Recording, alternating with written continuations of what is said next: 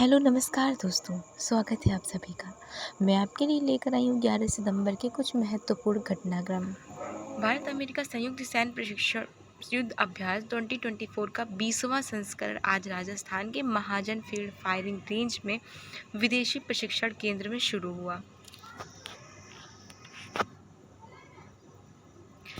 यह युद्धाभ्यास 9 से 22 सितंबर 2024 तक चलेगा। यह युद्धाभ्यास वर्ष 2004 के प्रतिवर्ष भारत और अमेरिका के बीच बारी बारी से आयोजित किया जाता रहा है।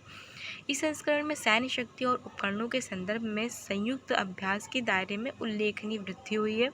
600 कर्मियों वाली भारतीय सेना की टुकड़ी का प्रतिनिधित्व राजपूत रेजिमेंट की एक बटालियन के साथ साथ अन्य शाखाओं और विभागों के कर्मी कर रहे हैं। समान शक्ति वाली अमेरिकी टुकड़ी का प्रतिनिधित्व अमेरिकी सेना की अलास्का स्थित 11वीं एयरबोर्न डिवीज़न की 124 बटालियन के सैनिक कर रहे हैं।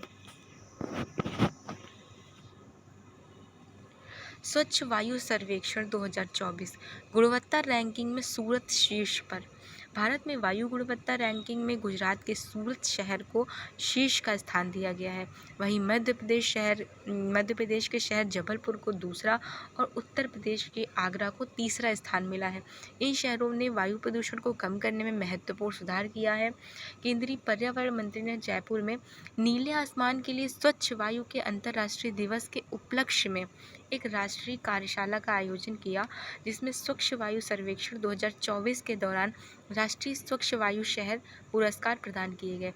इसके तहत 10 लाख से अधिक आबादी वाले शहरों में सूरत ने शीर्ष, जबलपुर ने दूसरा और आगरा ने तीसरा स्थान हासिल किया।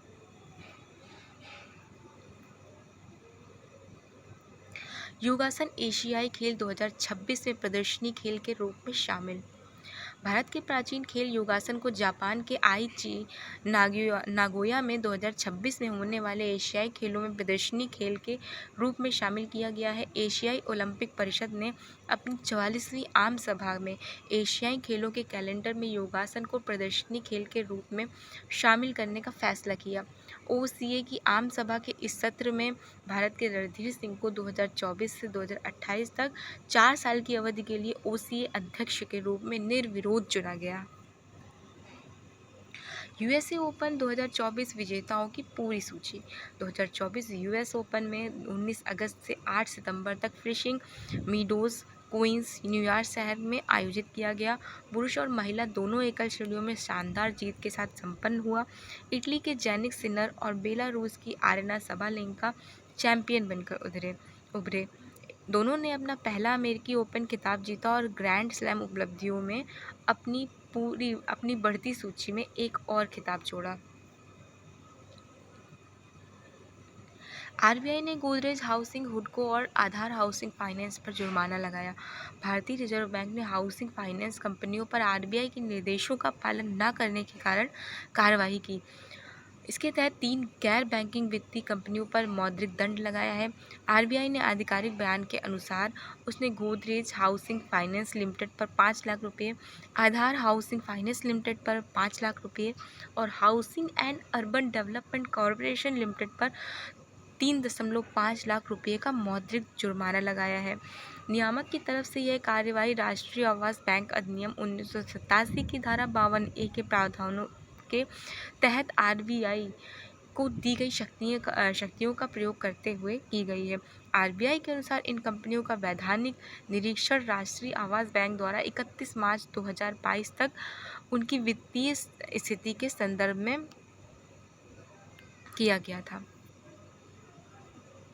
आरबीएल बैंक ने नए क्रेडिट के लिए इंडियन ऑयल के साथ साझेदारी की। निजी क्षेत्र के ऋणदाता आरबीएल बैंक ने इंडियन ऑयल कॉरपोरेशन के साथ मिलकर एक्स्ट्रा क्रेडिट कार्ड नाम से एक नया क्रेडिट कार्ड लॉन्च किया, जो अपने क्रेडिट कार्ड पोर्टफोलियो को बढ़ाने और ग्राहक जुड़ाव को बढ़ाने की रणनीति का हिस्सा है। यह कदम जोखिम भरे असुरक्षित ऋण खंड के तेजी से विकास पर आरबीआई की जांच के बीच उठाया गया था। भारत और यूएई ने ऐतिहासिक असैन्य परमाणु ऊर्जा समझौते पर हस्ताक्षर किए।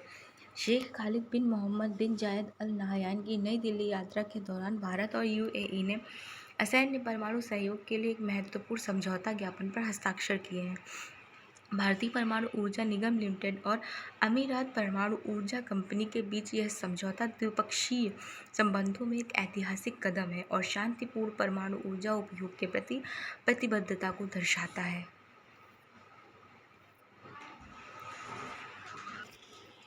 प्रधानमंत्री किसान मान धन योजना के 5 सफल वर्ष।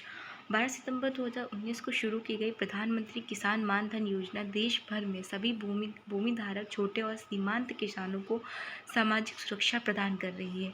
यह स्वैच्छिक और अंशदायी वृद्धावस्था पेंशन योजना पात्र किसानों को 60 वर्ष की आयु के बाद 3,000 रुपये की निश्चित मासिक पेंशन प्रदान करती है। किसान पेंशन फंड में मासिक योगदान करते हैं, जिसमें केंद्र सरकार भी बराबर का योगदान देती है। भारतीय सेना और भारतीय वायुसेना ने गतिशक्ति विश्वविद्यालय के साथ MOU पर हस्ताक्षर किए। भारतीय सेना और भारतीय वायुसेना ने रसद कौशल को बढ़ावा देने के लिए गतिशक्ति विद्यालय के साथ एक समझौता ज्ञापन पर हस्ताक्षर किए।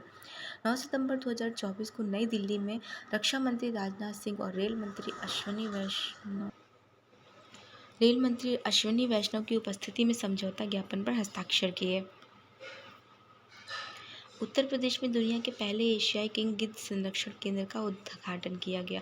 उत्तर प्रदेश ने गंभीर रूप से लुप्तप्राय एशियाई किंग गिद्ध के लिए एक अत्याधुनिक जटायु संरक्षण और प्रजनन केंद्र स्थापित किया है, जो दुनिया में अपनी तरह का पहला है और यह उत्तर प्रदेश के महाराजगंज जिले में स्थित है और 1.5 हेक्टेयर में फैला हुआ है। देश में जटायु नामक गिद्धों के अन्य संरक्षण और प्रजनन केंद्र हैं, लेकिन वे गिद्धों की सभी नस्लों का पालन पोषण करते हैं। वीडियो पसंद आए तो लाइक करें और चैनल को सब्सक्राइब करें। Thank you.